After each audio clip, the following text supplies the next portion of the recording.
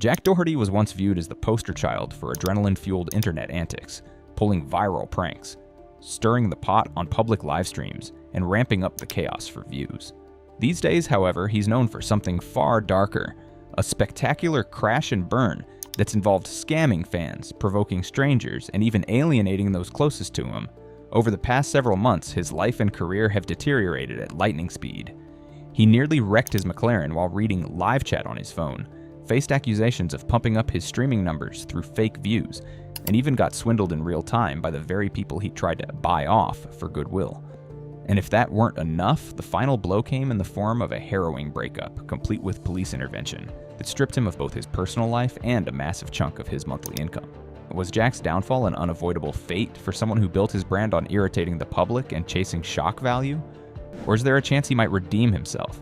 In this video, we'll dive deep into how one of the internet's loudest clout chasers ended up cut off from the platforms that once welcomed him and the people he thought would never leave his side. From scraping the bottom of the barrel with meme coin scams to refusing to learn from near tragedies in fast cars, here's the full story of Jack's unstoppable meltdown and why so many viewers believe it's truly the end of the line. Jack Doherty's career kicked off with the usual formula for a budding prankster: over-the-top stunts in everyday public spaces. He sprinted through malls, rode shopping carts into precarious spots, and teased unknowing bystanders. In those early days, many saw him as an energetic upstart, just another teen with a penchant for mischief and a camera in hand. His content thrived on that wide-eyed sense of rebellion, letting kids imagine themselves in his shoes, albeit with zero adult supervision. Yet from the jump, critics warned that Jack was courting trouble. Each new prank teetered closer to crossing lines. Employees started calling security when he entered their stores. Some onlookers felt harassed rather than entertained. A small but vocal group online openly questioned how long Jack could keep it up before he faced genuine legal repercussions or landed in an incident without real consequences. Still, his channel rapidly grew in subscribers, lured by the novelty of a teen who didn't seem to respect boundaries. Despite these flashing red signs, Jack seemed invincible. Or at least that's how he acted. He'd wave off concerns by claiming haters just wanted to hold him back. The more backlash he got, the more his audience soared. Perhaps it was the thrill of rebellion, or maybe just an appetite for drama, but in no time, Jack became a mainstay in trending teen prank circles. Little did he know, the seeds of his downfall had already been planted. As the months rolled on, Jack's stunts became bolder and more reckless. He discovered that turning public spaces into impromptu circuses drew massive clicks and shares, so he kept raising the stakes. Trollish pranks quickly shifted into full-blown harassment, blocking store aisles, berating customers for reactions, even shutting off power in major retailers as a joke. Over time, fans noticed a shift. The content started feeling less like silly teenage fun and more like borderline antisocial behavior. Yet the negativity didn't end in public squares.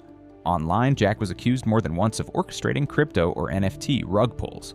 Though not everyone followed those allegations in detail, the recurring chatter around Jack scamming again tarnished his reputation with a subset of watchers. Meanwhile, he flaunted wads of cash, new sports cars, and lavish parties, chalking it all up to hard work. His critics, on the other hand, pointed to potential fraud.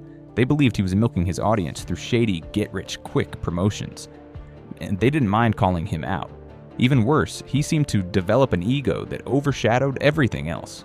In the face of legitimate grievances, like fans who lost money in a rumored rug pull or random bystanders who felt violated by his pranks, Jack offered zero apologies. Instead, he'd pump out more outlandish stunts. It wasn't just about ignoring warnings anymore, it was about thumbing his nose at the entire concept of accountability, as if he believed he was too big to fail. But real life had other plans. Things took a turn from audacious to outright dangerous when Jack nearly totaled his McLaren. While responding to live chat messages on his phone, instead of pulling over or letting a co-pilot handle the streaming, he treated the car like a glorified toy, glancing down at comments and ignoring the road. When footage of the near crash emerged, fans and critics alike were horrified at his willingness to risk not only his life, but also the safety of anyone else on the road. The moment turned into a viral condemnation, with thousands pointing out that no amount of internet clout is worth that kind of recklessness. Yet for Jack, the public attention surrounding this fiasco only fueled his appetite for risk. Shortly after, another scandal emerged: suspicious spikes in his livestream view counts. Observers noticed that even though the reported viewer number was skyrocketing, chat activity remained eerily slow. Confronted with view-botting accusations, Jack dismissively sneered, calling people broke. and bragging that he had a deal with an external platform, which he claimed funneled all real interaction into a different chat box. Few believed him, and the scandal further eroded trust among fans. That trust was eroded yet again when Jack hosted a Twitter livestream titled "Buying Meme Coins Live," in which he teased a big reveal for a brand new token. In reality, the coin, conveniently named after one of his viral McLaren moments, had been created barely an hour before the stream. Eager followers jumped to buy it, only for Jack to abruptly end the stream and allegedly rug pull them. Even though this unscrupulous behavior quickly spread across social media, Jack shrugged off the backlash. He posted tweets about his haters being low IQ and insisted nothing can stop him, but the unstoppable facade would soon crack for good. Jack's brash approach extended to how he dealt with other creators. In a now infamous interaction, he attempted to win over mega-popular streamer Kai Cenat by gifting a massive number of subscriptions, a strategy that works wonders for some. Jack imagined that throwing money at Kai would help repair his battered reputation. Instead, Kai publicly distanced himself, telling viewers he'd never collaborate with Jack or be associated with him, effectively taking Jack's donation while disavowing him in the next breath. The clip went viral, capturing the exact moment Kai stated they'd finessed Jack for a few $100s and left him hanging. Around the same time, Jack tried to boost his credibility by appearing in an interview with Pac God, a creator known for direct and sometimes ruthless questioning. The chat quickly delved into Jack's questionable promotions, including how he allegedly marketed OnlyFans content to an underage audience through stylized, child-friendly videos. Rather than defending himself or expressing remorse, Jack responded sarcastically, quipping, "It's just business." The entire exchange framed him as an unapologetic opportunist, someone who cared only about stacking cash, no matter the moral cost. With each new conversation, Jack was shedding what little goodwill he had. The bigger channels weren't defending him. They were openly mocking or condemning him. Commenters pointed out he was burning every bridge available and seemed bizarrely proud of it. In short, the fiasco with Kai Cenat and the Pac God grilling left Jack with fewer allies than ever, an ominous sign for someone who'd soon need all the friends he could get. At this point, even the lenient streaming platform Kick had grown wary of hosting Jack's antics. Months earlier, he'd been banned from Kick for inappropriate behavior, only to have the ban reversed when the platform decided to give him another shot. He emerged from that temporary ban claiming he'd turned over a new leaf, pledging to adopt a humble approach and be smarter with his future streams. That promise fell apart almost immediately. Just weeks later, an altercation erupted on a live broadcast. A so-called stream sniper physically provoked Jack by throwing chips at him, leading Jack and his bodyguard to retaliate on camera. Kick's moderators deemed this a violation of their terms of service, swiftly banning him again, this time seemingly for good. The ban triggered a fuming meltdown in which Jack insulted Kick's owners, using profanity and slurs while proclaiming that the platform was turning into Twitch. In one breath, he boasted about how many followers he had brought to Kick. In the next, he told them all to lick his blows. His meltdown was clipped, shared, and ridiculed across social media, further isolating him from any potential streaming deal. Suddenly, the easy money from Kick, once a big source of bragging rights, vanished. Instead of regrouping and addressing the deeper issues, Jack doubled down on defiance. Ironically, every time he lost an income source, his single-minded drive for shock value escalated. With Kick gone, he staged a new series of reckless stunts, apparently hoping to recapture attention. One attempt landed him straight in the hospital after he wiped out publicly, a humiliating fiasco that left him battered but miraculously alive. While physical injuries might heal quickly, the most devastating blow to Jack's life came from someone who used to be his closest partner, his girlfriend, McKinley. For months, rumors hinted that she was growing fed up with Jack's chaotic lifestyle. Then out of nowhere, Jack went live announcing a shocking turn of events. McKinley had not only broken up with him, but also arrived with the police to collect her belongings and leave for good. Viewers saw him pace around his house, spiraling between frantic anger and desperate appeals. He admitted on stream that McKinley had changed all her passwords to social media and subscription platforms, accounts that Jack allegedly relied on for a hefty percentage of his monthly income. At one point, he openly lamented losing $500,000 a month. He ranted about her using him for money, but all seemingly oblivious to the fact that he'd set up the entire arrangement so that she could easily become an adult content star. According to him, her success was rightfully his success, and her departure felt like a personal betrayal.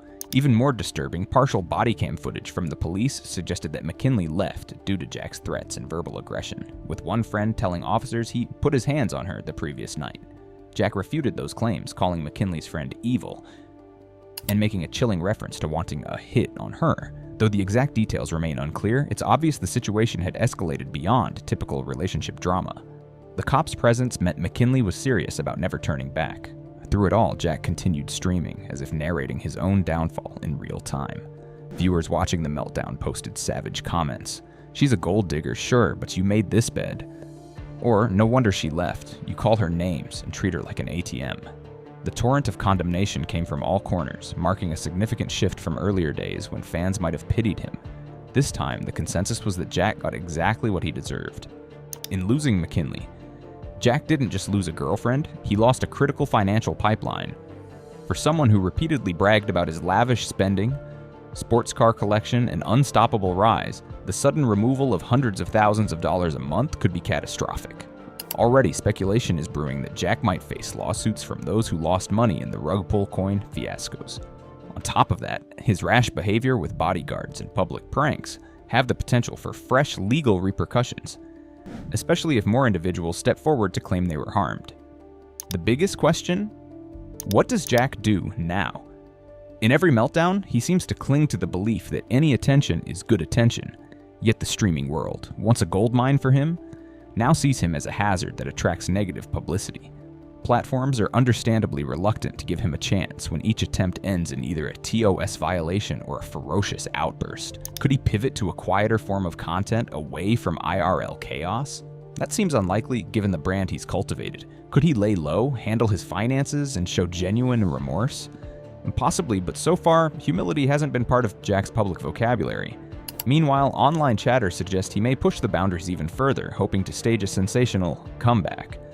But with every meltdown, the pool of possible allies shrinks. Even if new controversies bring in fleeting curiosity, sponsors and longtime fans might not return. So as Jack looks at the rubble of his once thriving empire, burned business deals, ex-friends, outraged fans, and an ex-girlfriend who left with the cops, he may find that he's truly on his own. Jack Doherty's spiral from teenage prankster to alleged scammer, reckless driver, and meltdown-prone streamer is a sobering reminder of just how quickly internet notoriety can turn toxic. In the end, his relentless pursuit of shock value alienated him from platforms, fans, and even those closest to him. He repeatedly refused to heed the warnings, be it about scamming viewers, risking public safety with stunts, or peddling shady deals to his young audience. Now the evidence of his downfall is everywhere. Kick banished him, mainstream streamers mock him, and McKinley has walked away with the very revenue streams that propped up his lavish lifestyle. The final question is whether Jack can recognize that he's finally run out of shortcuts. With no easy path left, he stands at a crossroads that demands real introspection and radical change. A tall order for someone whose brand revolved around arrogance and misbehavior. Perhaps like so many cautionary tales before him, he'll fade into obscurity. Or maybe he'll resurface, once again, doubling down on the shock tactics that propelled him to fame in the first place. For now, the train has seemingly derailed, and if there's any lesson to glean from Jack's catastrophic arc, it might be this. No amount of drama or controversy can save a creator who's burned every bridge and drained every ounce of goodwill. Eventually, the internet moves on, and if Jack Doherty wants to avoid total irrelevance, much less possible financial ruin, he'll need more than yet another scandal. He'll need the genuine humility and self-awareness he spent years mocking. Unfortunately for him, that may be the one stunt he simply can't pull off.